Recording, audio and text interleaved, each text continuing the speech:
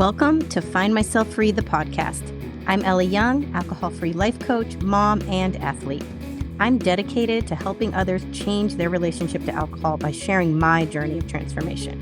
Fascinated by my own capacity for change after decades of gray area drinking, I'm passionate about sharing what I've learned from neuroscience and positive psychology to help you break free from the drinking cycle and unlock your true potential. Hear my personal stories of triumph and struggle as I navigate raising two boys, finding myself after 40, building a business, and doing it all alcohol-free. From women's health and cycle syncing to fasting and biohacking, this podcast is your roadmap to a healthier, purpose-filled life that starts with changing your relationship to alcohol. It's time to embrace change, find balance, and create the life you were meant for. Welcome to Find Myself Free. Hello, and welcome to Find Myself Free. My name is Elly Young. I'm an alcohol-free life coach, and this is day 6 of Sober October. It is a Friday, and we are heading into the first weekend of Sober October. So this is where the real challenge kicks in. Perhaps during this week, you have been, it's been a little bit easier because Sober October started on a Sunday. So you were able to kind of set your recovery on that Sunday, Monday, Tuesday after maybe a weekend of drinking. And then as Thursday, Friday rolled around, the real mental cravings start to kick in. And you're like, what am I going to do for fun this weekend? What am I going to do for fun tonight? How am I going to relax? And so I wanted to give you some actual tactics that you can use tonight and today in preparation for tonight to set you up for success. So one of the tactics we're going to be talking about today is called decision-making fatigue. Now, this is something that we experience all day long. We make thousands and thousands of decisions, and our brain is always trying to create efficiency. So it loves habit, it loves patterns, it loves loops. If it recognizes something with a cue, it says, this is familiar to me. I'm going to put you on this loop and I'm going to forget about it because it requires less energy. And so when we are cued to drink, the brain wants to default to the drinking pattern because it's easy, it's familiar, and it requires a lot less energy. But when we're attempting to break this habit and challenge ourselves to replace that behavior, it requires a lot more energy and it requires the brain to do more work. So oftentimes our brain is our biggest enemy. It is fighting us. It is saying, hey, come on, it's much easier and faster and more, just requires less work for me to do the drinking pattern. So one thing we're going to do to eliminate as much friction as possible is we are going to close the door completely on the idea of drinking tonight. And again, you don't have to commit to the whole weekend. You're just focusing on tonight. I am not drinking tonight. I'm shutting the door on that decision. So that is actually going to free up so much mental space and energy for you to focus on what else is possible. What other things can you be doing tonight? And that is like a miraculous thing about being alcohol free is once you eliminate all of the decisions you were making around alcohol, like what time am I going to start drinking? What am I going to drink? Who am I going to be drinking with? Should I probably eat something so I'm not showing up and drinking on an empty stomach? How many drinks should I have tonight? Like, maybe I'm going to try and make a rule that I'm not going to drink hard liquor tonight. I'm only going to have wine. So story for you about me and my first attempt at a dry January this would have been dry January of 2021. We were just coming out of the rougher days of the pandemic. I was feeling pickled from the holidays. I really just wanted to lose weight, and I decided I'm going to try dry January. Well, guess what? I only made it those first 5 days before I decided, you know what? I think it's okay. I'm going to drink on the weekend, but I'm not going to drink my normal stuff. I'm not going to drink tequila. I'm not going to drink rum with Diet Coke, which was my go-to. I was always wanting to have something with a lot of punch, and then I wanted caffeine to keep me up. So that was really healthy. And so I told myself, okay, I made it to Friday. That's like the most I'd gone, like a stretch of 4 or 5 days is the longest I'd gone in probably a decade. And I decided, okay, you know what? It's okay. You've worked really hard. You feel really good. Now you can have 2 glasses of wine tonight. And I didn't normally really drink a lot of wine. To me, wine was a gentler, a step down. And it was also considered, it's always considered much more appropriate and acceptable for a mom or a woman to have wine than it is for her to have like a cocktail, right? All of a sudden, it takes on less stigma. Of course she should have a glass of wine on a Friday night, right? You deserve it. So I convinced myself that 2 glasses of wine was okay. And what I did is I drank those 2, and then I immediately wanted more. Once the alcohol was in my system and affecting me, all of my notions about, limiting myself to 2 and this is sober or dry January, you want to stick to this, make real change for yourself, feel better. It all I could focus on was how bad I felt, how miserable I was not continuing to drink. We were at a friend's house, we were playing this fun dice game. The kids were downstairs, watching TV or something, and the night had just begun and I had already drank my 2 glasses of wine, and all I could think about was just like, oh, I can't believe I'm done. And I'm watching everyone else drink and I'm counting how many drinks they're having. And I was miserable. My entire brain space was occupied by the fact that I was done and I couldn't have any more. So I want to show you biochemically what was going on in my brain at that time. Because when we try, this is why decision making fatigue is so important, is because when we try to set rules for ourselves and limit ourselves with these modification kind of techniques or tactics, we end up spending so much time consumed by these decisions. And eventually our brain fatigues and we default to the old familiar pattern. So the goal with decision making fatigue is to make one firm decision. I'm not drinking tonight, instead of 1,000 little decisions around moderating that will fatigue us to the point where the old habit just creeps in and we decide to hop on it. We say, fuck it, I'm going to drink. So here's what's going on in your brain. With that first drink, your dopamine and serotonin are boosted, right? So you can see this is where baseline is. So we come in before we're drinking and maybe we're saying, you know what? I want to feel good. A craving is a desire to feel different than your current state of being. You are chasing a new state of being. So we say, you know what? I want to drink. I want to have fun. I want to relax. I want to connect. Here I go. I'm going to start drinking. You have that first drink, dopamine and serotonin are boosted.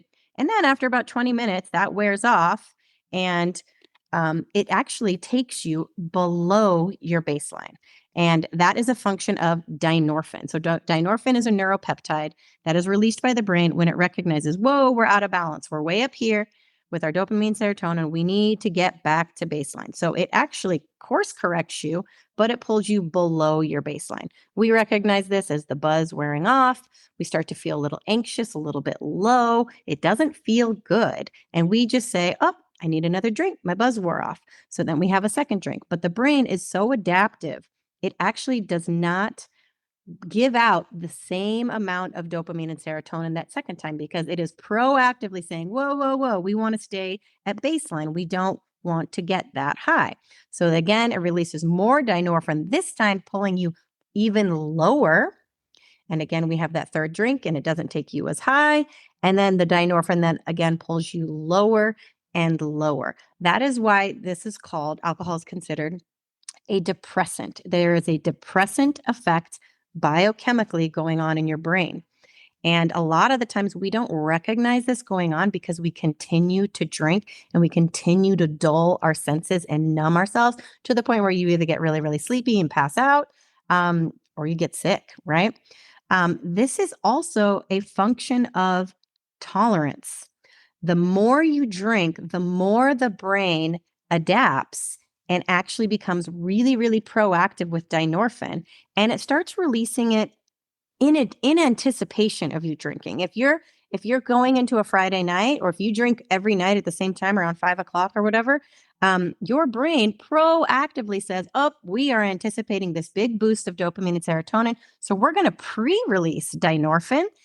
And it actually will take you below your baseline, creating a craving for that drink, which is why that first drink feels so satisfying, because the brain has proactively created a low in anticipation of you artificially boosting it with this drink.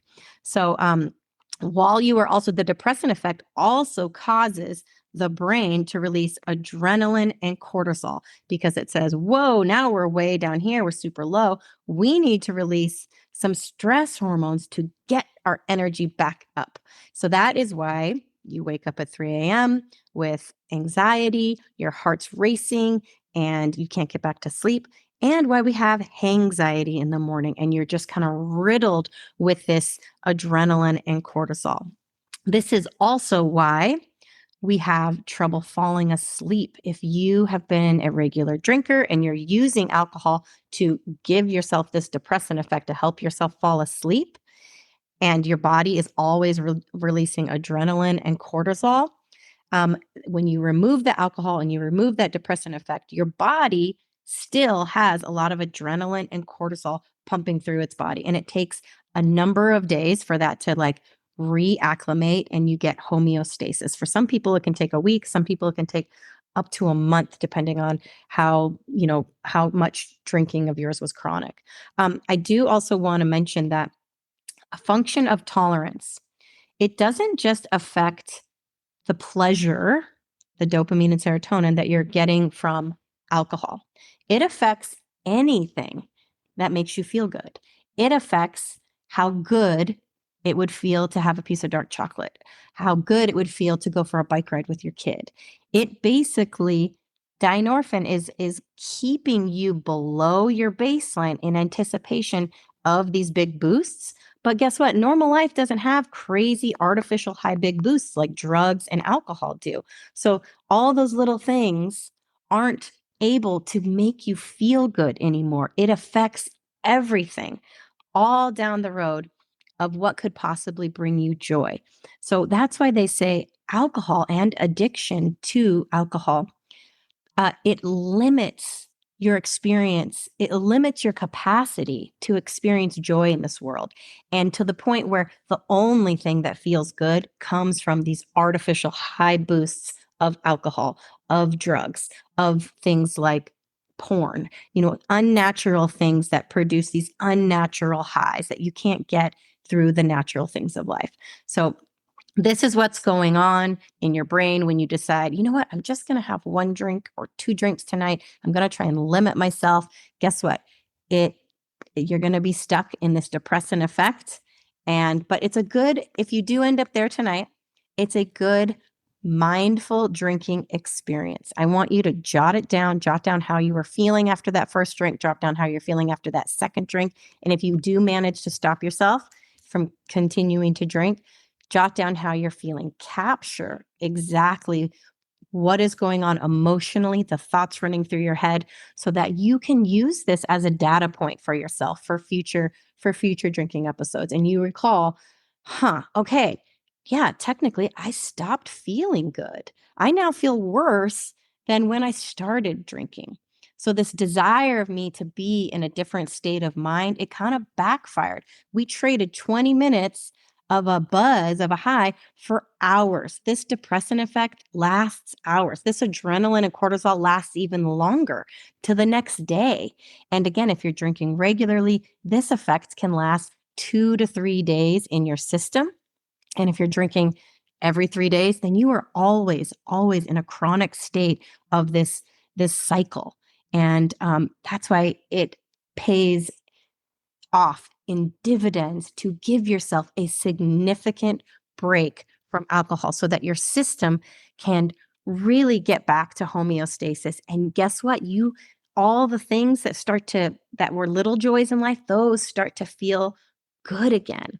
And all the little health benefits that you are working on, you're working on your sleep, you're working on your diet, you're working on your fitness, that stuff starts to stack up incrementally, and it starts to all be, you're just on the up.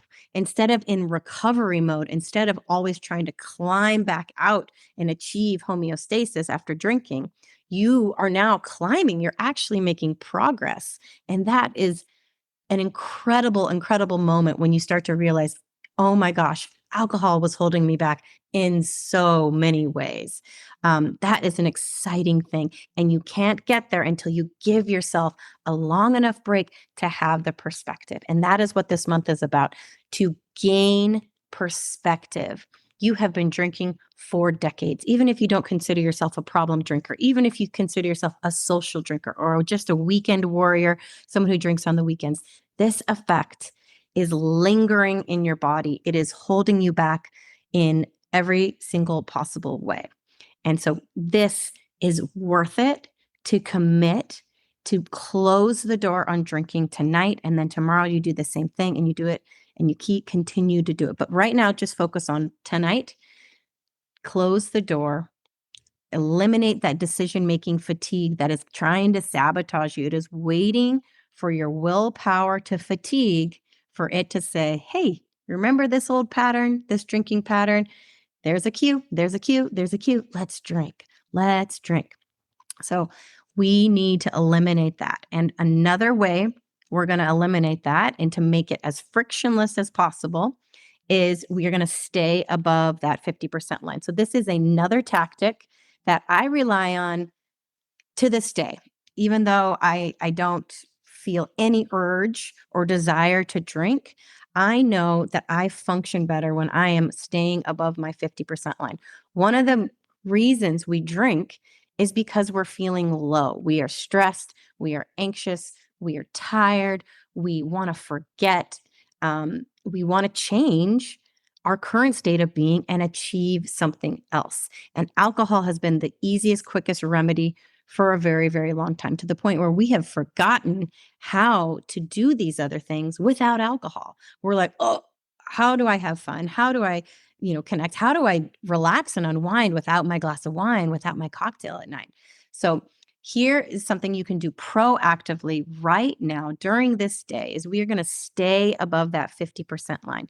And so that means if you are stuck at your desk and you're working and you're tired and you're hungry, we got to pay attention to those things. So HALT is one of the things you look at. So H is hungry. Are you hungry? Are you nourishing yourself throughout the day? Or are you just pounding caffeine and not paying attention to your signals that, hey, I could use a little food right now. I could use a little sustenance, and not in the form of caffeine and not in the form of sugar. Am I being intentional about some food I can put in my body right now? A is anger. Are you pissed off about something? And how do we manage that anger? So a lot of times it could just be like, I need to get this energy, this angry energy out of my body. One of the best things you can do for that is just move, get up, move your body, take movement breaks throughout your day, set a little timer on your watch, set a little timer on your phone, and get up every 15, 20 minutes and go for a walk. If you can get outside and see the sun, this is even better. Sunlight is a massive, massive boost to your dopamine. It's great for helping your circadian rhythms throughout the day, saying, okay, this is where the sun is in the sky. Your body, all of your cellular systems are trying to run on this circadian rhythm, but we keep throwing it off with all of our screens. All of the light our eyes get from our screens at night throws off our circadian rhythms. So if you can regularly see the sunlight throughout the day and give yourself lots of, boosts of that, it's going to help you sleep better at night and wake up at the time you want to wake up in the morning. What is the L? Lonely on HALT. If you are lonely and you need to connect with somebody, tell a friend that you're doing this Sober October. Connect with people. There is strength in numbers. They can also hold you accountable. So reach out, be intentional about what you're going to do tonight so that you're not lonely. All right.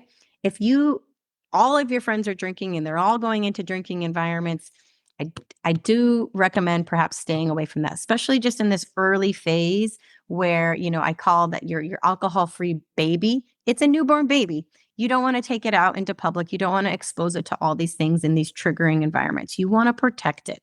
So if you can't find a friend to do something with, or you're tonight, then Netflix it up, get a book, or reward yourself with something awesome, some incredible form of self-care. So one of the things I did early on is instead of, rewarding myself with alcohol, I would say if I make it another week, I'm going to reward myself with a massage. I'm going to book a massage for a Friday night. I'm going to book a facial. I'm going to book a manicure, pedicure, anything that is just another way to treat yourself that isn't alcohol. This can feel so good. It's something you're going to look forward to. It is true, real self-care.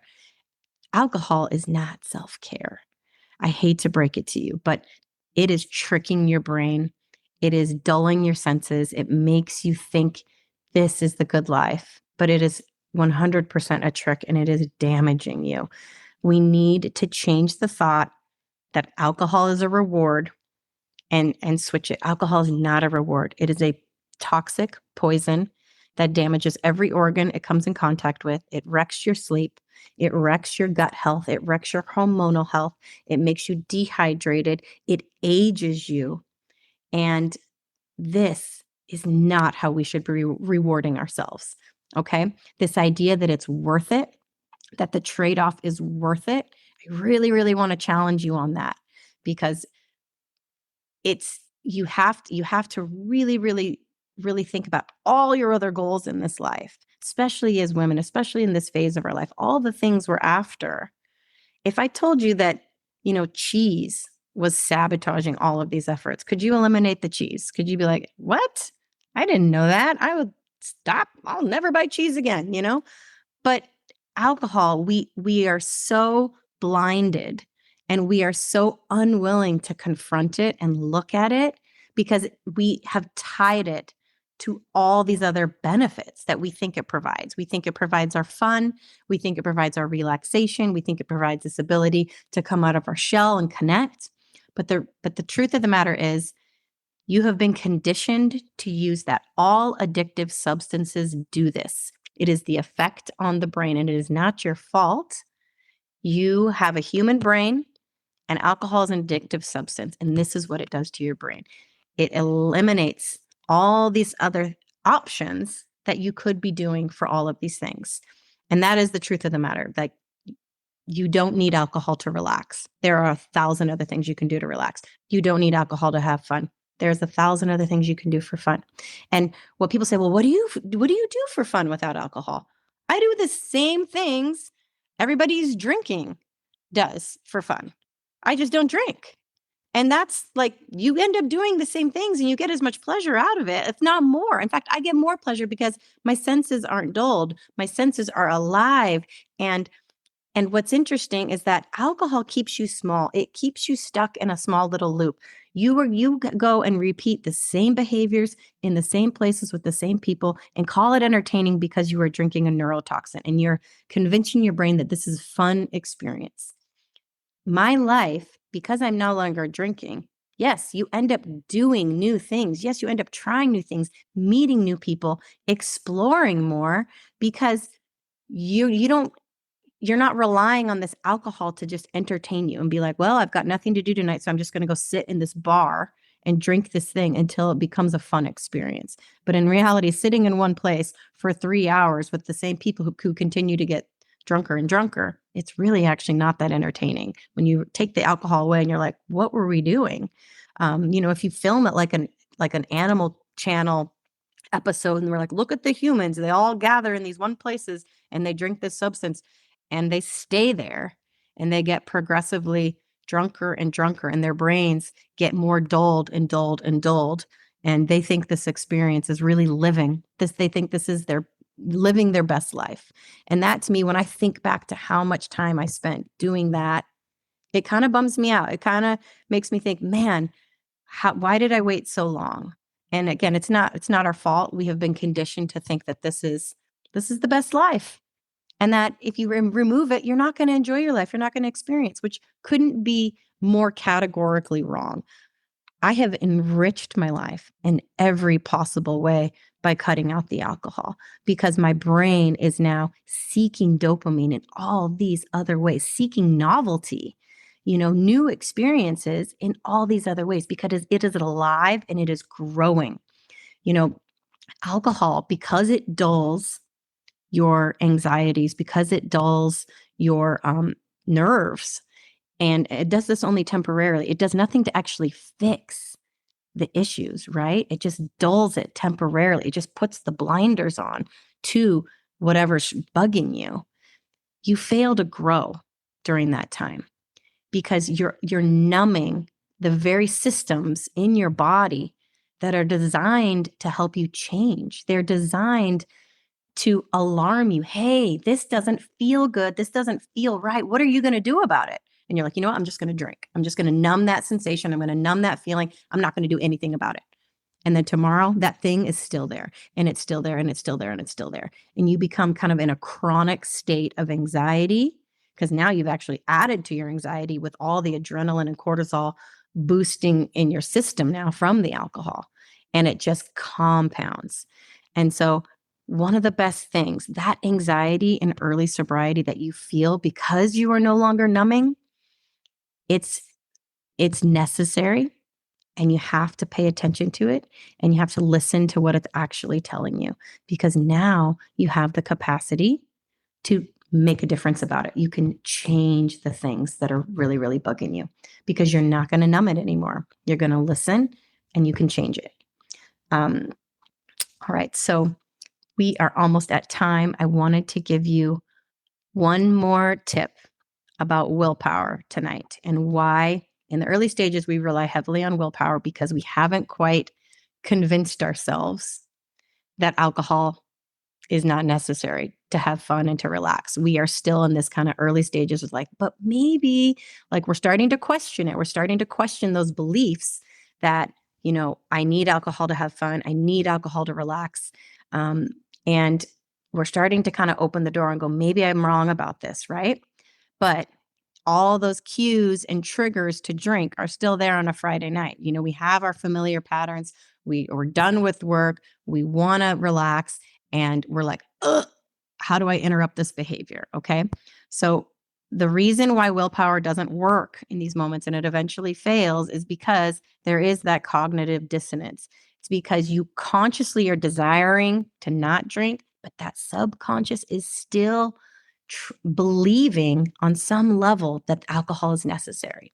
So pay attention to those thoughts in your head at night that are coming up. This is how you start to hack those beliefs. What thoughts are you telling yourself? What is running through your head? If you can find the most charged thing you're telling yourself about what benefit you think alcohol is going to provide, catch it, work on it. Say that thought out loud. Say, oh man, I thought alcohol was necessary for me to enjoy this movie on the couch with my husband. I thought alcohol was going to make it better. Say it out loud, because you're calling it into your consciousness. You're pulling it out of the subconscious and you're shining a light on it, and you're saying, this is the thought right now that's sabotaging me. This is the one that has me craving alcohol, because that's the genesis of it, is the thought. How do we change that thought? Because 9 times out of 10, that thought is not true. It is not true that alcohol is going to do these things for you. In fact, it often is doing the very opposite. Until you, through repetition and conditioning, you retrain your brain to say, no, alcohol is not doing that for me. It's sabotaging me. What else can I do? What thought, now that I say alcohol is not necessary for this, it creates possibility for you to do a new behavior. All right. And the more you get, the better you get at that, of replacing those thoughts with a thought that actually is true and that actually serves you, then you don't even need willpower anymore. You have no desire to drink, because you're not being lured by these lies about alcohol anymore. Okay. You know the truth, and you can choose a better option for yourself, one that nourishes you, one that makes you feel good in the morning, that you can look forward to and be excited about. And once your brain starts associating all of that positivity, those positive emotions, those positive feelings, that positive health with this choice of not drinking, the easier and easier it gets. This is neuroplasticity. This is how you fundamentally change your behavior around alcohol. It starts with the thoughts. So I love working with you guys, and I would love to hear from you and hear what thoughts keep coming up from you, what you're struggling with.